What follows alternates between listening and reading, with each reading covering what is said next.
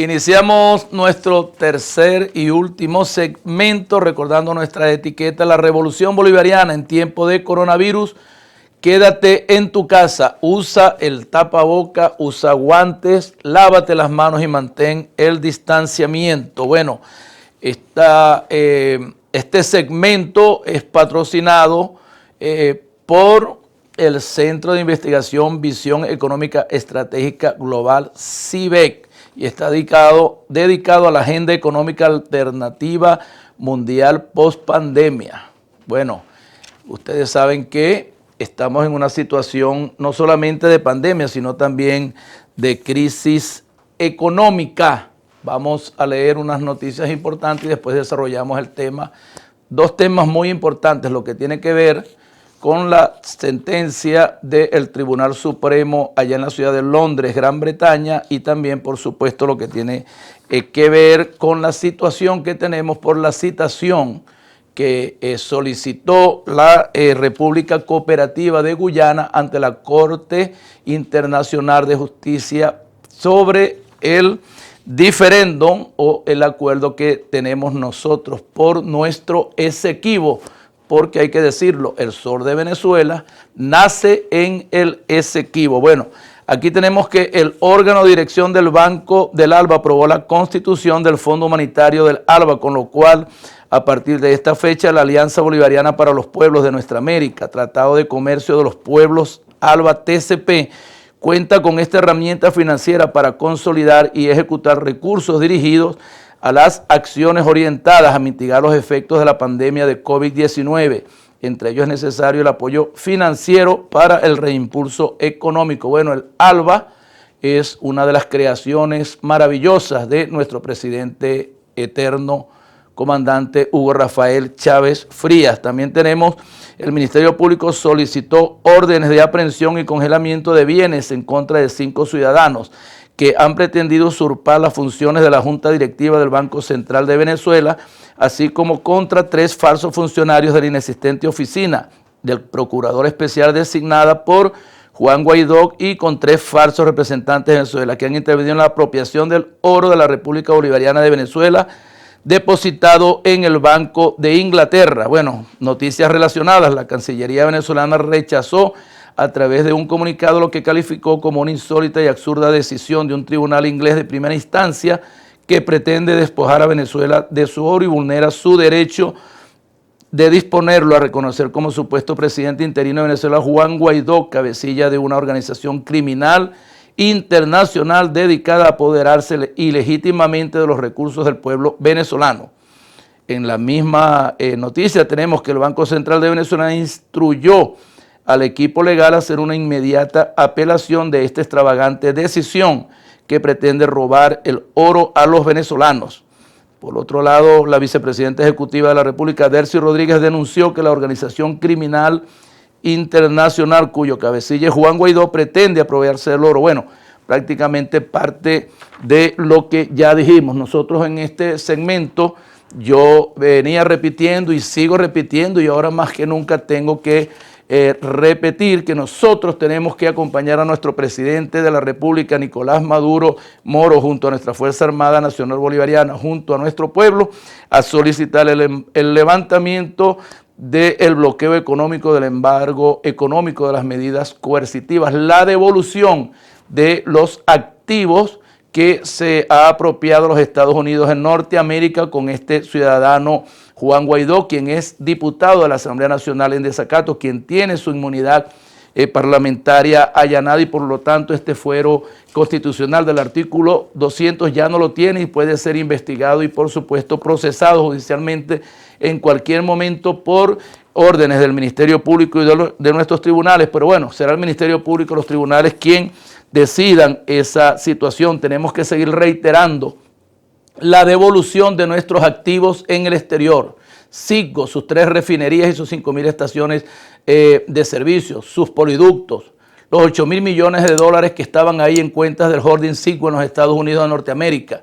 Monómeros, la empresa de PDVSA en Colombia, donde está los 545 millones de dólares que destinó el Estado venezolano a través de PDVSA para poner en funcionamiento la refinería Isla de Aruba, donde está el dinero que equivalente al 49% de las acciones de Petrojamaica, que era una refinería propiedad de PDVSA, en 49% y Jamaica 51%. Y seguimos solicitando el descongelamiento de las cuentas de nuestras empresas básicas, tanto de PDVSA, del Banco Central de Venezuela, porque nosotros no podemos quedarnos tranquilos sin solicitar el levantamiento del bloqueo, el levantamiento de las medidas coercitivas y reclamar lo que se nos está robando. Y ahora vamos a lo que tiene que ver, por supuesto, con las 31 toneladas en lingotes de oro que tenía,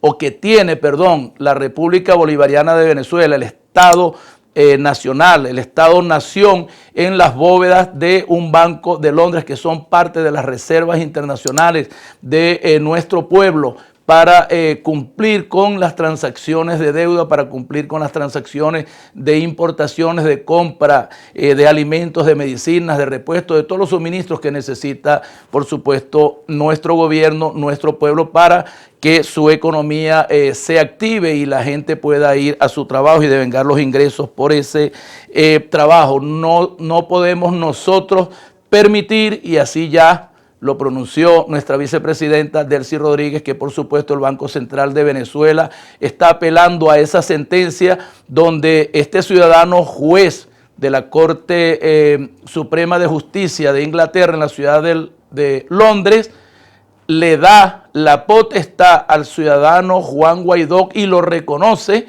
como único presidente interino de Venezuela para que maneje y administre y disponga de esas 31 toneladas de oro, que el precio internacional del oro hoy, al precio de la onza Troy, estamos hablando de más o menos 1.400 millones de dólares. Nuestro presidente, a través de la Organización de las Naciones Unidas, estaba solicitando 1.000 millones de dólares de esas reservas que están ahí en oro en el Banco de Londres para comprar medicinas y alimentos para nuestro pueblo, inclusive como mecanismo humanitario a través de la Organización de las Naciones Unidas. Irresponsablemente nosotros no vamos a permitir, señor ciudadano juez inglés, usted no crea que nosotros somos colonia ni de los Estados Unidos de Norteamérica, ni del Imperio Español, ni siquiera de Gran Bretaña. Ya pasaron 500 años que ustedes dejaron de ser imperio aquí en América Latina y el Caribe.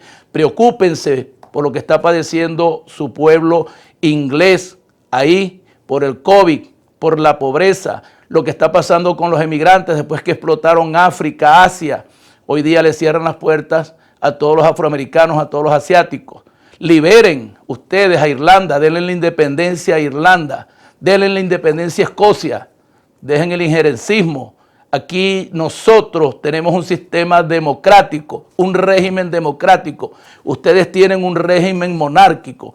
No se puede ver hoy día en el siglo XXI cómo puede existir todavía una reina o un rey. No, nosotros tenemos democracia y son nuestros pueblos los que eligen nuestro sistema, un sistema libre, universal, que en elecciones directas y secretas elige su presidente. Y aquí se llama Nicolás Maduro Moros. No sea irresponsable y cómplice del robo que se le está haciendo a la República Bolivariana de Venezuela de esas 31 toneladas de oro. Usted pagará ante los tribunales internacionales, ante la historia, la misma historia de su pueblo y la historia de los pueblos pobres del mundo, ese robo y esa apropiación y ese reconocimiento que usted le está haciendo a este sinvergüenza Juan Guaidó. Y yo creo que este problema de la Corte Internacional de Justicia sobre convocar a Venezuela o que Venezuela comparezca ante este tribunal para hablar o llegar a acuerdos sobre el diferendo que tenemos con la República Cooperativa de Guyana desde 1839. Yo voy a retraerme un poco y hacer una cronología de estos hechos que han pasado, y los antecedentes son que nosotros el 5 de julio de 1811 firmamos el Acta de la Independencia y declaramos a Venezuela como república libre. Fundamos la primera república, así lo decidieron nuestros padres libertadores.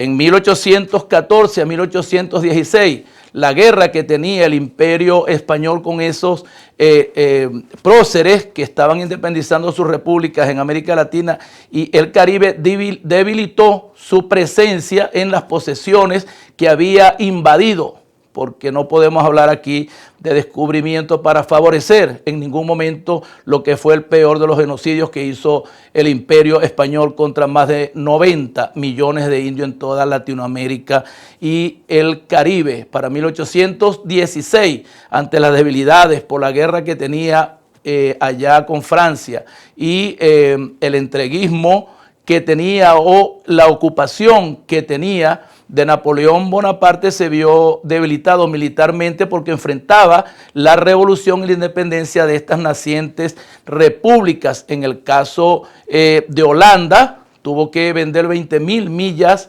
20.000 kilómetros, 20.000 millas cuadradas de territorio en lo que le pertenecía a lo que hoy conocemos como Surinam. Y entonces se creó la colonia inglesa de Guyana y ellos se quedaron con el territorio que hoy todavía ocupa la República de Surinam, capital para Maribo. En 1824 se funda esa colonia y en 1833 se inicia el robo de los británicos de nuestro territorio Esequibo.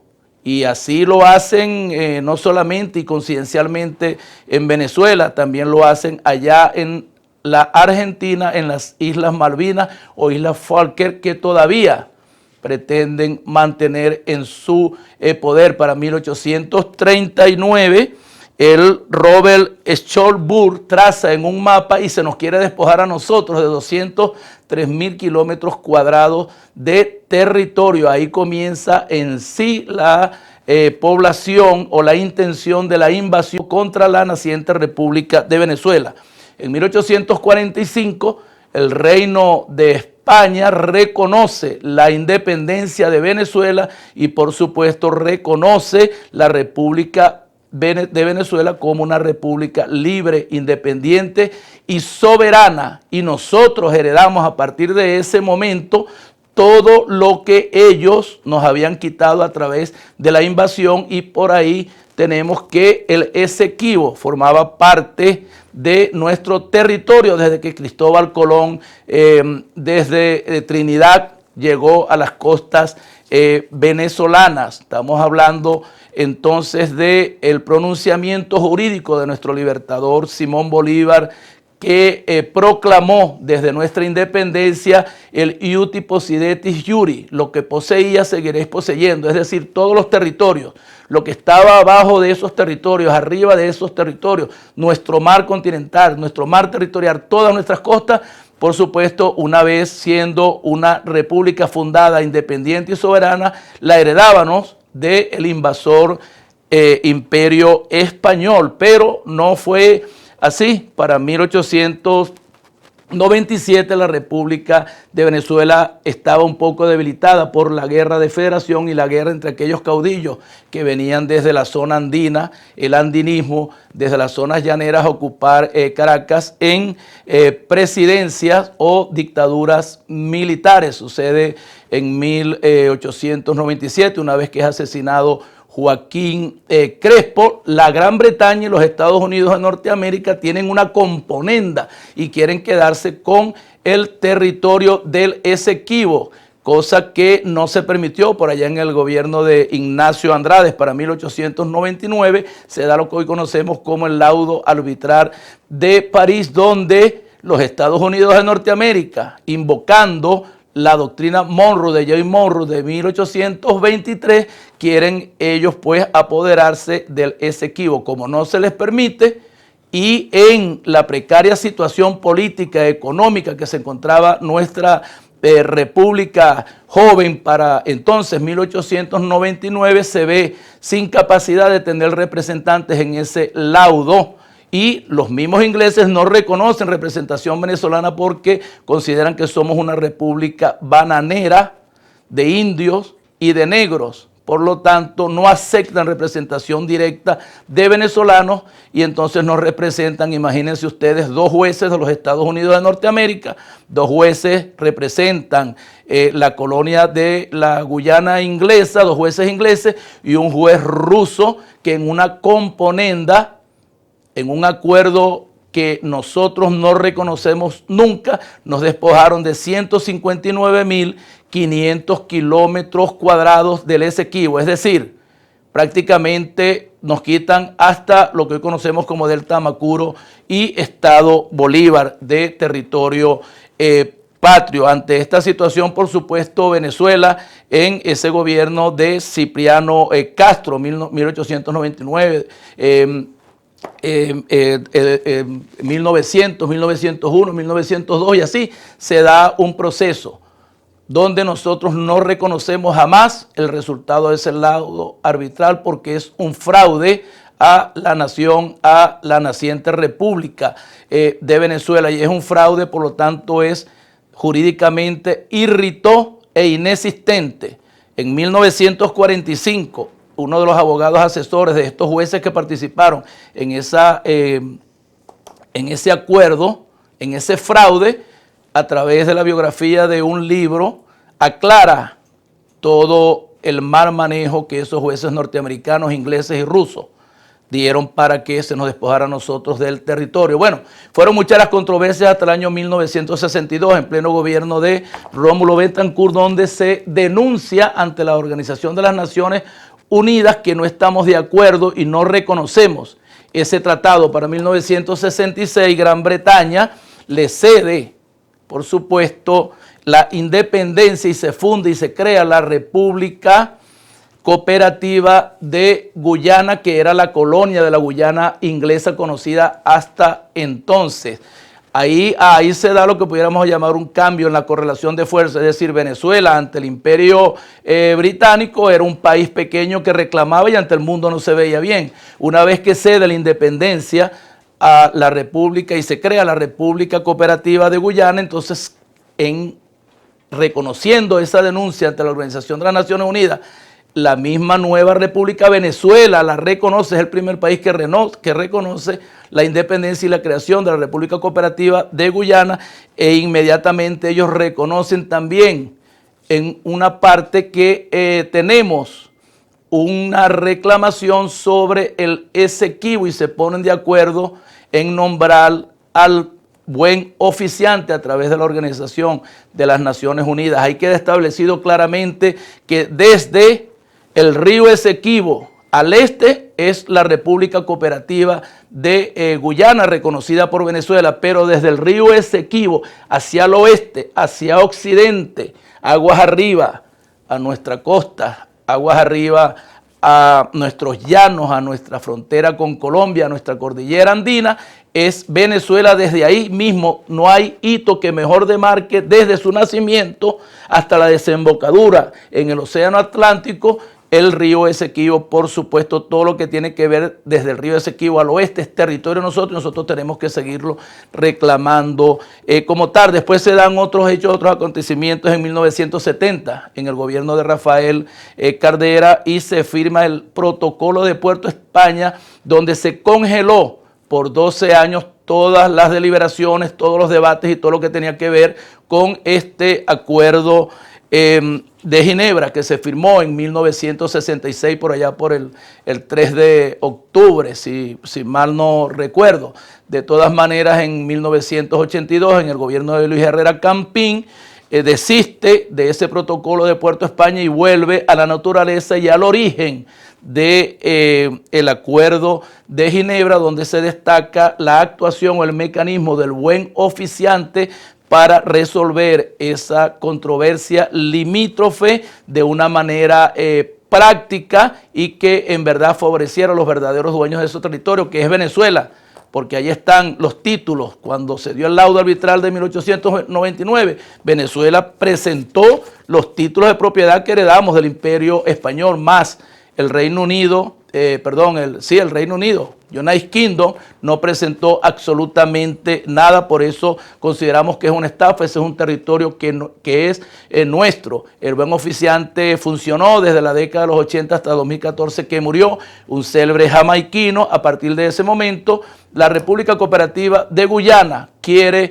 anteponer intereses ante la Corte Internacional de Justicia. Nosotros no podemos aceptar ir a la Corte Internacional de Justicia porque ese territorio es nuestro y nosotros basamos nuestro mecanismo jurídico a través del Acuerdo de Ginebra de 1966. Nosotros somos una república libre, independiente, y el territorio Esequibo es nuestro porque Venezuela nace ahí precisamente en el Esequibo. Hoy día la situación de esta Corte Internacional de Justicia, nosotros por supuesto no asistimos, pero ¿cuál es el origen de todo esto? Las riquezas hídricas, las riquezas de petróleo, las riquezas de minerales, oro, bauxita, coltán, todas las riquezas forestales que ahí tenemos. La República Cooperativa de Guyana firmó unos contratos para la exploración y explotación de petróleo ahí, costas afuera del Esequibo en el Océano Atlántico, y ya hemos tenido varios incidentes al respecto. Por supuesto, Venezuela sigue haciendo valer sus derechos, los hizo valer nuestro presidente Chávez. No es cierto lo que dicen por ahí que hay responsabilidad de Chávez quizás por mal asesoramiento cuando visitó Georgetown allá en la Guyana inglesa, sobre que permitía o podía ser permisible la inversión, la exploración y la explotación. No, nada que tenga que ver con el Esequibo es venezolano, nosotros podemos permitir, y no habrá gobierno alguno en Venezuela, en verdad no lo hubo desde nuestra independencia, en la Cuarta República y en la Quinta República, alguien que desconozca toda la validez de ese territorio como nuestra propiedad de todos los venezolanos. Son 159.500 kilómetros cuadrados de territorio que son nuestros, seguirán siendo nuestros, y nosotros, por las riquezas que tiene, pudiéramos llegar a un acuerdo práctico satisfactorio con la República Cooperativa de Guyana, pero no entregándole territorio, no.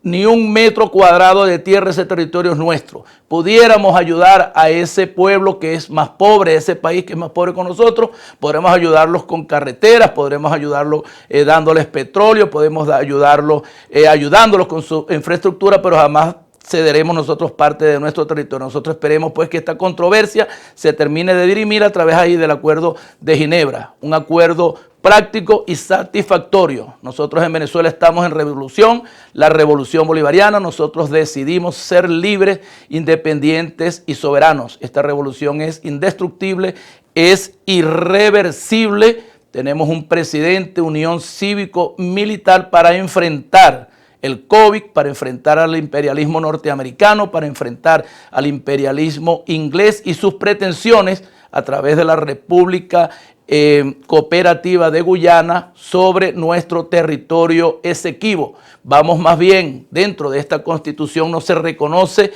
ningún acuerdo, ni ningún laudo, ni ningún protocolo que ponga en juego parte de nuestro territorio. Seguiremos peleando desde 1810, inclusive antes de la declaración de la independencia, con el Tratado Pombo-Michelena, en todo lo que tiene que ver con la delimitación del meridional de Riohacha con la República de Colombia. Mucho terreno perdimos después de la dictadura de Gómez, también con Colombia por los llanos orientales. También perdimos terrenos con Brasil. Ahí tenemos esa discusión con Guyana, pero nosotros seguro nuestro gobierno revolucionario recuperará y nosotros pudiéramos pues ya estar poblando, cedulando y explotando los recursos que ahí tenemos. ¿Y por qué es necesario este comentario y hacer esta conclusión en el segmento de la economía? Porque es que para la reactivación económica de nuestra patria, nosotros vamos al Arco del Orinoco, aparte de la faja petrolífera del Orinoco, todo el Esequibo, para darle una explotación para el crecimiento y el desarrollo sostenido y sustentable de Venezuela. Me despido de ustedes y los invito para el próximo lunes en un nuevo programa de Visión Global. Muchas gracias. Visión Global fue presentado por Funda Futuro, Fundación Trabajo, Bienestar y Futuro, Gobernación Bolivariana del Estado Zulia. Consejo Legislativo del Estado Zulia, Alcaldía Bolivariana de Maracaibo, Alcaldía Indígena Bolivariana de La Guajira, Consejo Municipal Bolivariano Almirante Padilla, ahora el pueblo sí tiene voz, Hipódromo Internacional de Santa Rita.